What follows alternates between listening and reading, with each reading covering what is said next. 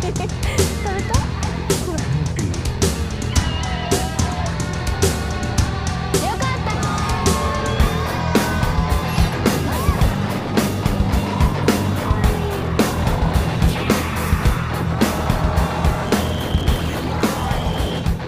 Welcome back to Choptatsu. Di video kali ini kami akan melanjutkan alur cerita dari Ultraman Omega di episode kelima, 6, dan 7. Sebelum kita ke alur ceritanya, kami tak bosan-bosannya mengingatkan kalau video ini mengandung full spoiler. Baiklah, tanpa berlama-lama lagi, inilah kisah selengkapnya. Henshin! Henshin! Henshin! Henshin! Henshin! Henshin! Henshin! Henshin! Henshin! Henshin! Henshin! Henshin! Henshin! Henshin! Henshin! 大変身！変身！変身！変身！変身！変身！変身！変身！変身！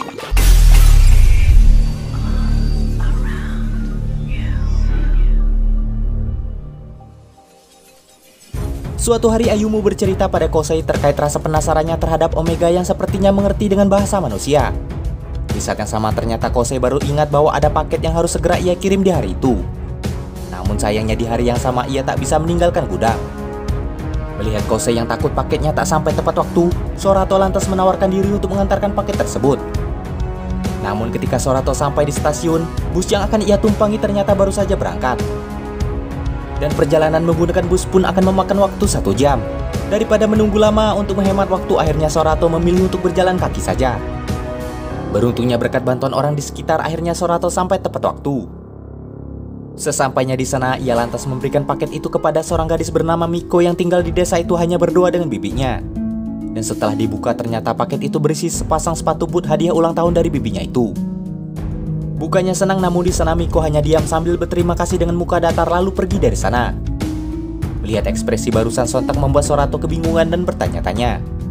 Karena ia takut telah melakukan sebuah kesalahan padanya. Karena itu bibinya pun lantas bercerita bahwa Miko memang seperti itu sejak ibunya meninggal 2 bulan yang lalu. Sementara ayahnya sendiri bekerja di luar negeri.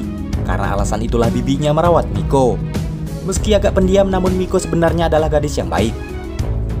Setelah itu Sorato pun diajak ke kediaman mereka karena bus berikutnya akan datang sekitar 3 jam lagi. Saat bibinya akan memberikan sayuran kepadanya, Sorato tak sengaja melihat Miko pergi dengan membawa ember. Karena penasaran, ia pun lantas mengikutinya. Dan ternyata Miko sedang menemui seekor ular kaiju yang ia beri nama Mikoto. Di sana terlihat Miko yang sangat bahagia menjalin pertemanan dengan makhluk itu. Sehingga hal itu cukup membuat Sorato terkejut dan menyadari bahwa ternyata Miko bisa tersenyum juga. Terungkap kedatangan Miko ke sana ternyata adalah untuk memberikan makanan kaiju itu dengan benda berupa logam. Ternyata karena alasan itu juga beberapa perkakas bibinya hilang. Dirasa kaiju itu belum kenyang, akhirnya Sorato berinisiatif membantu Miko memberi kaiju itu makanan. Dan tak berselang lama Sorato akhirnya membawakan banyak logam bekas tak terpakai ke sana. Lihat hal itu sontak membuat Miko cukup bahagia. Karena itu ia pun lantas berterima kasih pada Sorato sambil menceritakan tentang legenda dewa ular yang jatuh cinta kepada manusia. Sebab dari sanalah nama Mikoto ia ambil untuk menamai makhluk tersebut. Ia juga menjelaskan awal bertemu Mikoto hanya berukuran sebesar tangan. Namun setelah sering diberi makan, perlahan kaiju itu pun semakin tumbuh besar. Namun ketika Sorato melihat keakraban mereka, Sorato tak sengaja melihat Mikoto menyerap sesuatu energi dari Miko. Dan hal itu terbukti dari Miko yang seperti kelelahan selepas pertemuannya dengan makhluk itu. Karena membantu Miko, Sorato jadi ketinggalan bus. Sehingga ia terpaksa bermalam di kediaman Miko dan berjanji pada Kosei akan pulang besok siang. Di tengah teleponnya dengan Kosei, tiba-tiba Miko pun pingsan. Dari cerita bibinya terungkap bahwa menurut dokter Miko kekurangan zat besi. Dan kondisinya pun semakin hari semakin memburuk, bahkan bisa mengancam nyawanya. Akan tetapi sayangnya dokter belum menemukan apa yang menjadi penyebab hal itu. Keesokan harinya Sorato berusaha melarang Miko menemui Mikoto karena khawatir pada kesehatannya yang tergambar dari beberapa rambut Miko yang berubah menjadi putih. Sayangnya Miko pun bersikeras menemui Mikoto dan mengabaikan perkataan Sorato.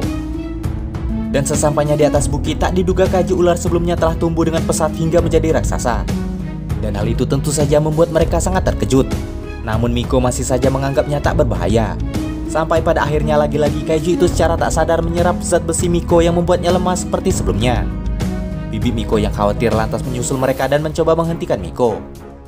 Namun kaiju yang mengira Miko dalam bahaya lantas ikut menyerap zat besi Bibi hingga membuatnya nyaris pingsan. Melihat hal itu, Sorato lantas memperingatkan Mikoto untuk menjauhi Miko. Karena menyadari dirinya berbahaya bagi Miko, akhirnya Kaiju itu pun menjauh. Akan tetapi Miko yang tak rela lantas mengejarnya.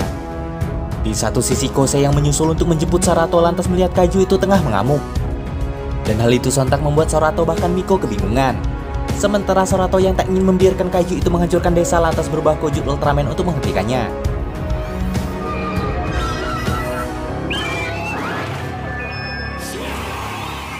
Dan seketika itu juga pertarungan di antara keduanya dimulai. Namun di sini Omega berusaha menahan serangan karena ia tak ingin melawan Kaiju itu.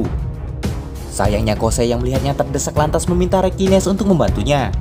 Setelah memojokkan Rekines, Kaiju itu pun memberi isyarat dan akhirnya membiarkan dirinya dihabisi oleh Omega.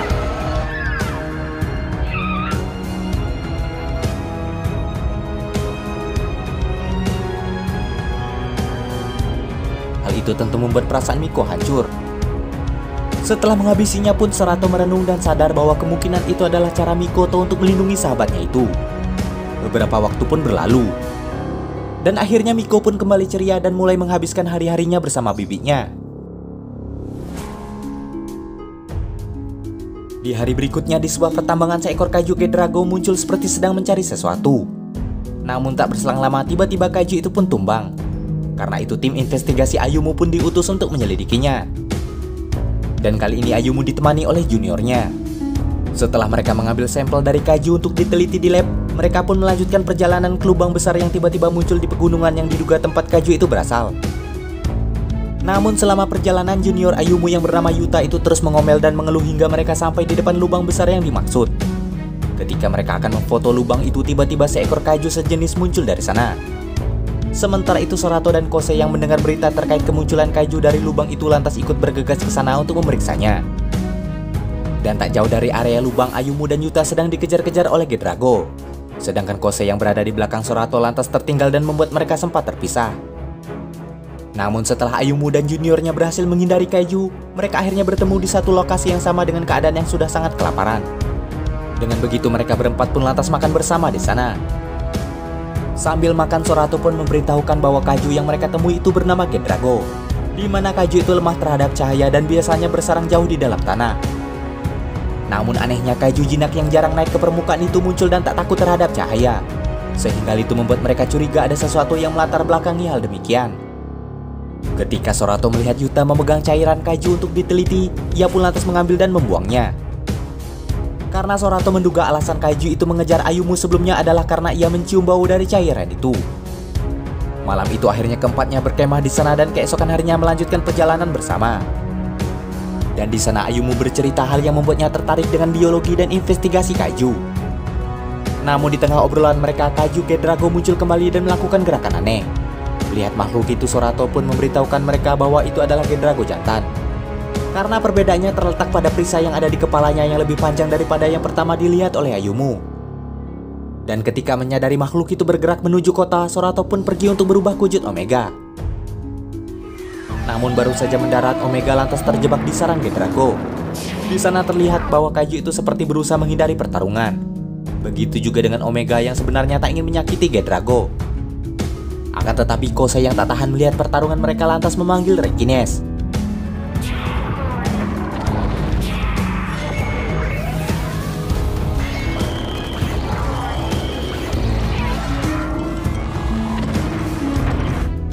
Walau sudah bekerja sama, sayangnya Omega dan Rekines berhasil dibuat kewalahan oleh Kaiju itu.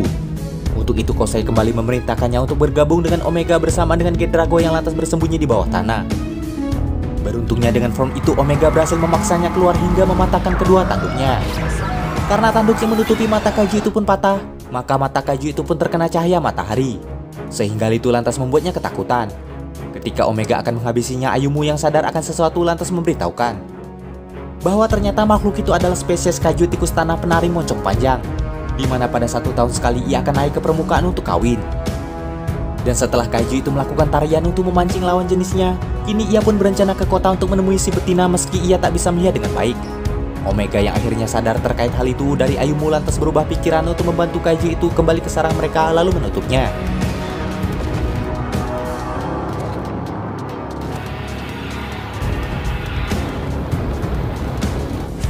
Singkat cerita, setelah kejadian itu Ayumu pun jadi semakin tertarik untuk mempelajari lebih banyak tentang Kaiju.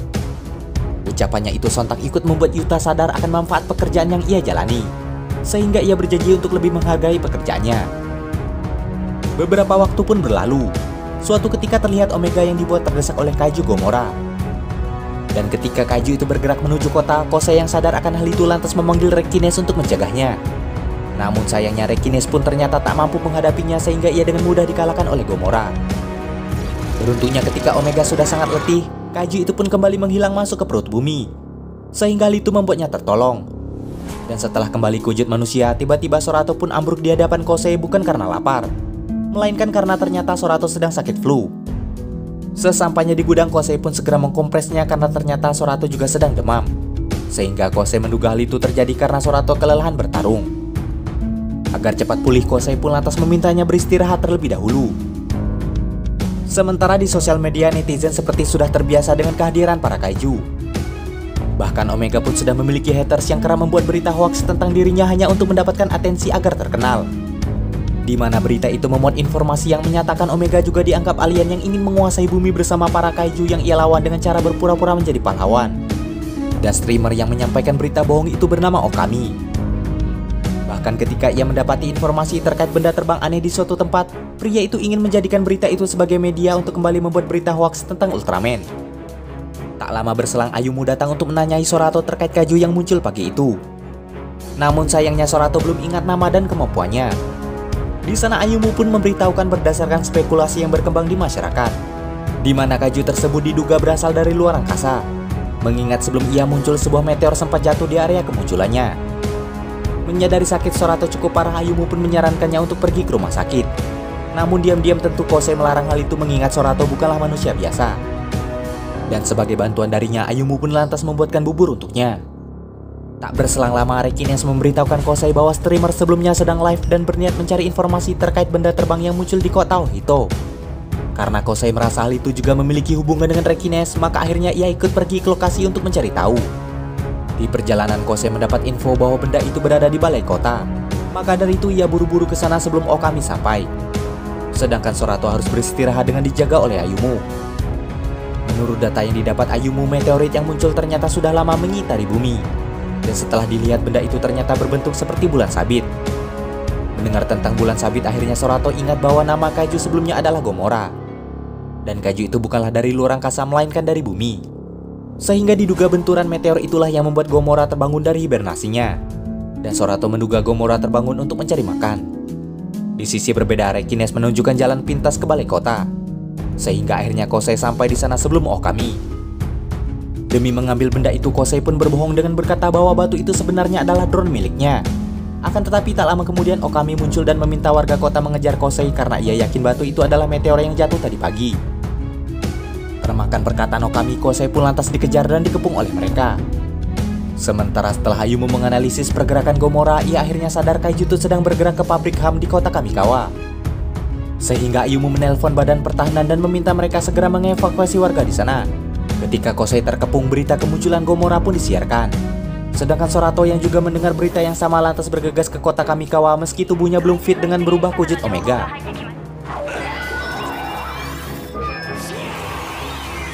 Karena kondisi tubuh yang kurang fit juga, Omega pun dibuat kewalahan menghadapi kaiju itu. Namun di sisi berbeda, Okami malah menyebarkan fitnah tentangnya dengan berkata bahwa Omega sengaja tak langsung mengeluarkan Kosen karena ingin menghancurkan kota terlebih dahulu. Kosei yang mendengar hal itu tentu saja membela Omega dan meminta warga tak percaya pada kata-kata pria itu. Ketika Omega terpojok, rasa percaya Kosei lantas membangkitkan kekuatan di batu yang ia pegang hingga kaiju di dalamnya bangkit. Dan seperti sebelumnya, di sana Kosei pun langsung mengetahui namanya yang ternyata bernama Trigaron.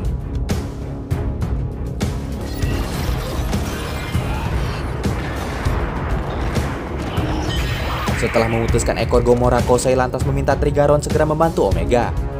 Dengan kerjasama keduanya, Omega dan Trigaron akhirnya berhasil mengalahkan Gomora.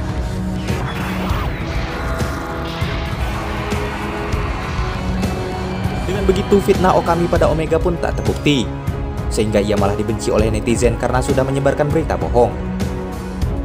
Usai pertarungan, Kosei mencoba bertanya pada Sorato terkait Trigaron. Namun seperti sebelumnya, sayangnya di sana Sorato belum ingat terkait kaiju itu. Berkat pertolongan Kosei sebelumnya, Sorato pun lantas berterima kasih dan film pun selesai. Demikianlah alur cerita Ultraman Omega kali ini. Jangan lupa like, komen, subscribe, dan nyalakan loncengnya agar tak ketinggalan video terbaru dari kami.